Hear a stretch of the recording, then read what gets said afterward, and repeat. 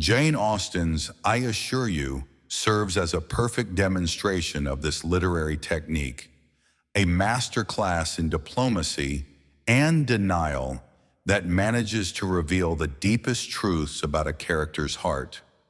In celebrating her, we celebrate a way of understanding human nature through wit, subtlety, and a perfectly placed phrase. Introduction: the secret language of literature. Subtext is the hidden meaning that flows beneath the words on the page. It is what a character truly means, not just what they say aloud. As we approach the 250th anniversary of her birth, we turn to Jane Austen, a writer who would change the way Britain and the world understood love, manners, and the delicate absurdities of social life. To understand her mastery of subtext, we will explore one of her signature phrases, I assure you.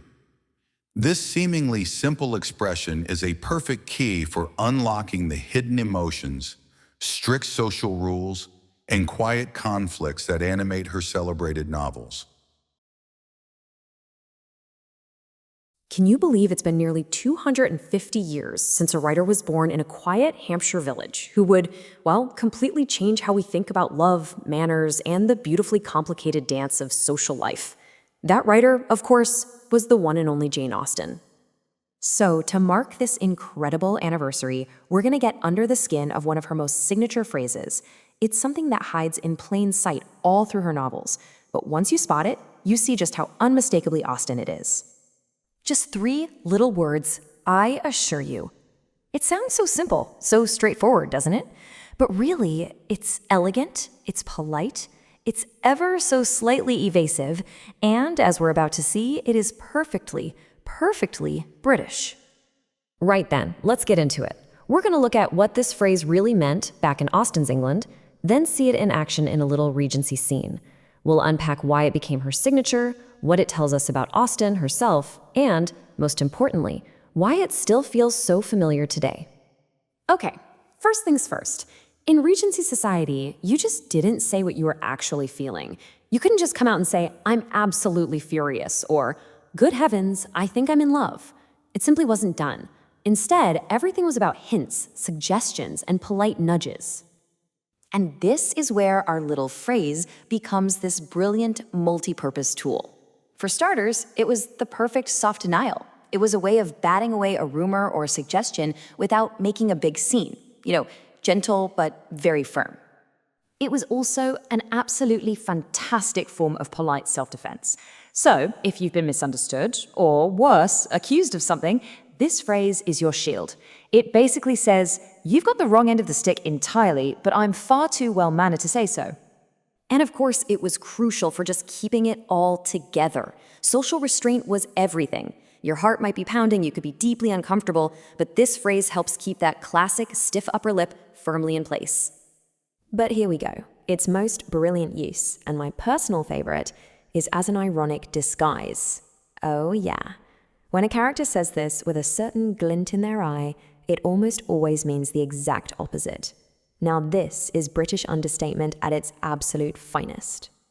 So, let's see it in action. To really get a feel for how much this phrase can do, let's imagine a little scene, something that could be lifted right out of one of her novels. Picture it. We're in a grand, candlelit assembly room in Bath. There's music playing, the low hum of chatter, and our hero, let's say she has the sharp wit of an Elizabeth Bennet, is asked a rather pointed question about a certain gentleman who's just walked in. She gives a little smile, maybe lifts her chin a fraction, and with perfect composure, she replies, I assure you, I am entirely indifferent. See that tiny pause, that little breath? That's where all the magic is happening. Because in that precise moment, every single one of us reading along knows the truth, don't we? She is not indifferent, not one bit. In fact, she's probably wrestling with a whole avalanche of feelings she'd rather die than admit to. Austen's genius is hiding an entire universe of truth in 3 quiet, polite little words. So why is this phrase so important? Why do literary types get so excited about it? Well, it's not because it's flashy or dramatic. It's because it is so incredibly, deliciously subtle. You see, Packed into those 3 words is a whole world of internal struggle. It's a verbal shield, isn't it? It protects a character's pride or hides their social anxiety. It's a quiet little declaration of self-protection in a world where revealing your true feelings could be, frankly, social suicide. And that's the real key here. I assure you is a bridge. It's the perfect link between the chaotic inner world of what her characters are actually feeling and the rigid, formal outer world of what they're allowed to say. It's polite, it's controlled, and it is absolutely fizzing with unspoken emotion. So what does this all tell us about Jane Austen herself? Because an author's favorite phrases are never an accident, are they? They're always a little window into how they see the world. And Austen, well, she understood the grand theater of British politeness better than anyone. Her own letters show she saw everything, all the snobbery, the pretense, the moral posturing. She knew perfectly well the massive gap between what people say and what they actually mean. So when one of her characters says, "I assure you," you can almost hear Austen's own amused voice right there behind them. You can practically see her raising a knowing eyebrow at us, the reader. It's her little wink, her subtle commentary on the social dance we were all performing then, and, let's be honest, still are today.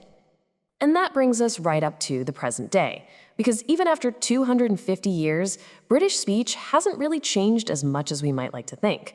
We still love a good bit of understatement. I mean, think about it. When someone says, "I'm not too bothered," do they really mean it? Or what about a very clipped, "It's fine," or a breezy, "No trouble at all"? We instinctively know there's often a whole saga lurking just beneath the surface of those words.